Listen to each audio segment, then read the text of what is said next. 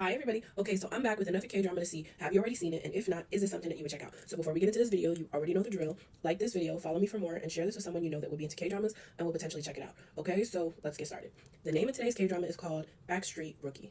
This K-drama centers or focuses on a convenience store, and the store manager, his name is Chae, and he actually used to work for headquarters, but now his family actually owns the convenience store that he's currently working at now, or that branch. Even though his family owns that store, he doesn't have any employees at all, and so our boy is essentially on his feet 24/7, working all the time, and pretty much unable to rest. His family members are able to help out at the store, for like a short amount of time, kind of long enough for him to get said rest, but they kind of have to get back to their own lives, so he's really just short-staffed. His family ultimately start urging him or encouraging him to hire a part-timer because aside from the fact that he's overwhelmed and overworked, his sales are not meeting the numbers that they need to be meeting. Daeon is actually pretty attractive, like pretty handsome, and they're essentially hoping to use his features in hopes of getting like high school students or girls who kind of help drive sales and foot traffic.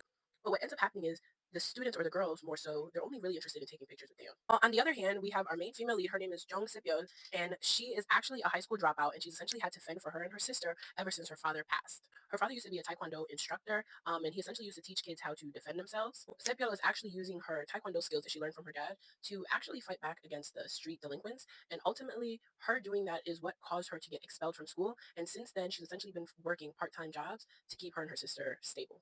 Now, our two leads, they essentially know each other because Sepyeol is actually in love with Daeon because he one day came to her father's dojo and he essentially protected her from getting injured. And as a result, she's decided it's love at first sight. This is her man and she's going to stick by him. In the very first episode, Daeon is actually reprimanding Sepyeol and her friends while they're high school students, and she is smoking, and she takes it a step further and kisses him, which is probably not what she should have been doing at that age, okay? And so there's the show fast forwards from that point 3 years later, and it's when our girl is essentially looking for part-time work and when Taeyeon is looking to hire a part-timer.